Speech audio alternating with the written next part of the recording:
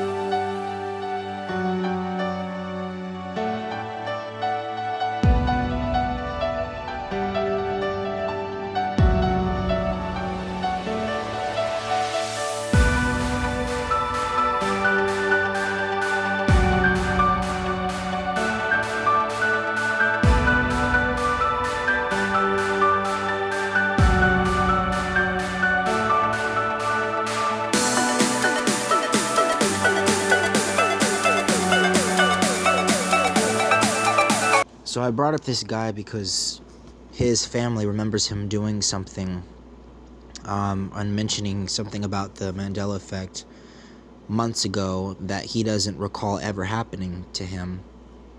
And I'm bringing this up because I wanted to tell you guys what happened to me a couple days ago when I went out to go buy some parts for my car, 79 Buick.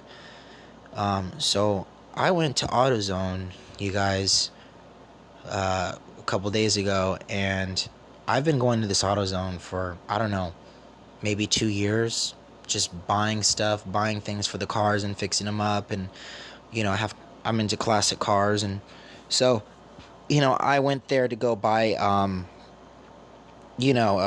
some glue and adhesives and some paint, some stuff for the car. And I get this glue out, you know, I look at the package, I check to see what it's good at, what does it work for metal surfaces and plastic surfaces and whatever, so it checks out, right?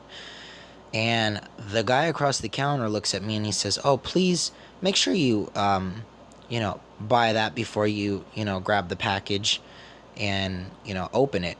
So I'm like, fair enough. It's $3 thing of Gorilla Super Glue, and and I, tore the back side a little bit to see the ingredients on the other side of it, and I was at the front or whatever. But then the guy goes on to say, "You've stolen stuff here before, and we don't appreciate it."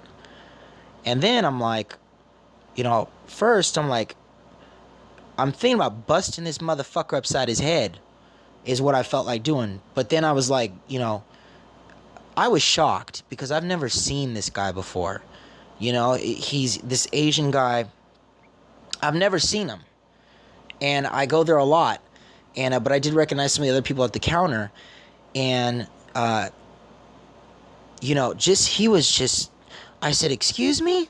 He said, "You've stolen stuff here before and we don't want you doing it again." And I said, "I've never stolen from here in my life. I come here for 2 years.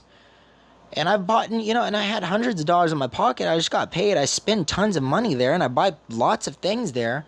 I have no reason. And then what made it more strange is I haven't been there in a couple months. I haven't been there in a couple months. It's been at least about 2 months since I'd been there. So I say, "Excuse me, what did I take? When did this happen?" And he refers to saying it happened just the past week. And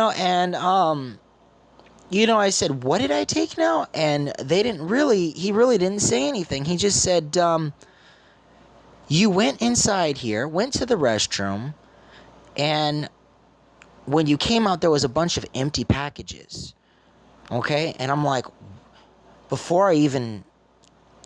there was no logic to this guy in the store. It was just, so I was shell shocked, is what you could call it, because it wasn't normal.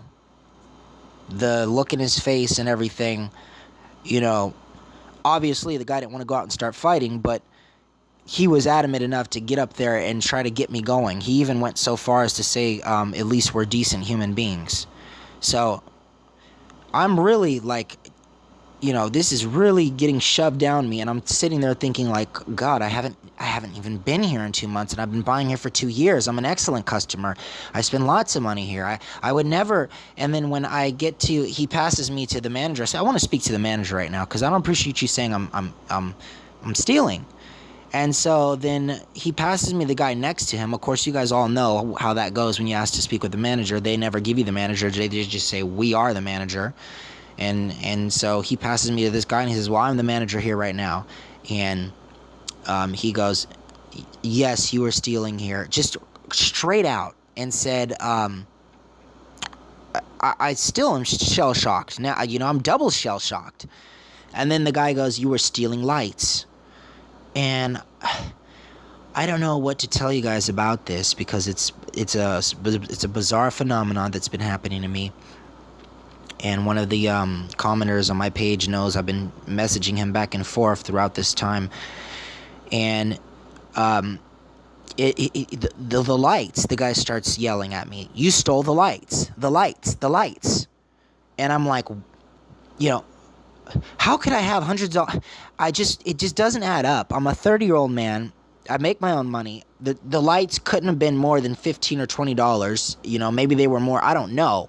But I would never do something like that, and then show up the next. So, but he was just saying that. The lights. You stole the lights. The lights. You stole some lights.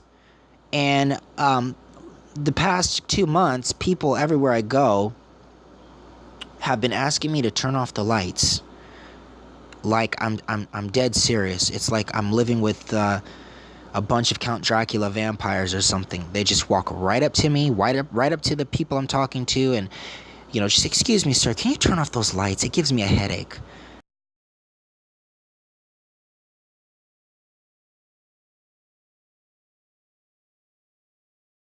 It's 7:30 at night.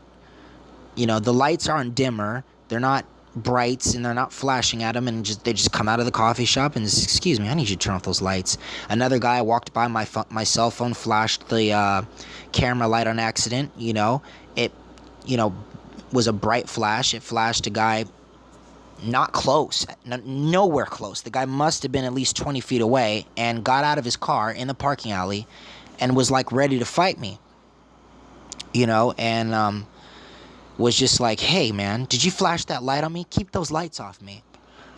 And I was like, okay, do I just break a bottle and let's just go at it? Is that what we're gonna do here in the alley for some lights? And the third time was a black guy. I'm pulling over in a gas station. I was in Costa Mesa, and I had some of those what are they called? Neon lights or whatever on my Trans Am, and they weren't flashing at the guy or anything. But I got out of the car. I left the lights on. And this black guy right next to me said, "Man, can you turn off them lights?" And I was like, what for? "Oh man, just get them lights off me, man. I'm right here, and and he didn't want the lights hitting him. It wasn't that close to him. He was on the other side of the pump. Like I'm gonna shut my lights off at a gas station, and just so that because it makes you feel better, But he was really like, just like, "Man, dude, come on, man, keep them lights off me." And I'm like, gosh, man. And so, guys, I don't know what the hell's going on, but there's instances like this, that are like setups.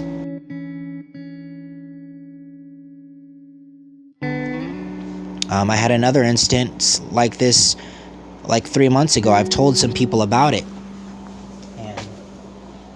I pulled out of Target. There's a car in front of me, a big F-350 truck, and then there was a car behind me.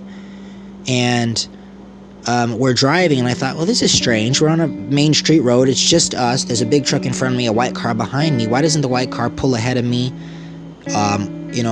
Or maybe I should just pull around this guy and just keep going. And we went for maybe about, I'd say 40, 50 feet. I pulled out of Target, made a right turn, and so I'm driving in the middle, a car behind me, and in a white truck in front of me.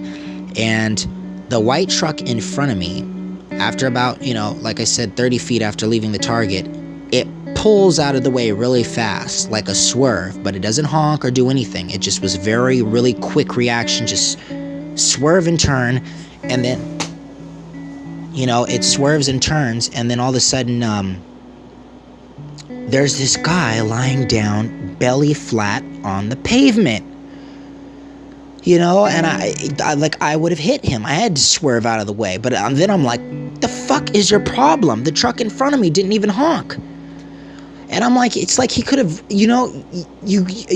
I'm behind you and you're in front, and there's a guy face down on the ground, looks like he could be dead on his belly, and you don't honk. You just swerve around him and keep driving like nothing happens. I swerved and almost hit his fucking head. The guy didn't move. He's lying belly flat, you guys. Belly flat. Who the fuck does that? And so I swerve and almost hit the head with my right tire, swerve to the left. And then, I'm like, oh my gosh, this guy's lying flat on his stomach, like he's dead or something. And it's like, or like he wants to get hit or suicidal or something. It's just right in a main street road, but it's funny because it's only us three. The truck kept going, and I said, let me turn around and get my phone out. And I turned around, I kid you not. Before I could turn around, I look at the guy. He gets up and starts talking to the car behind me. Okay? And they start having coffee. Okay? Starbucks fucking coffee. Excuse my language, but the amount of, in this,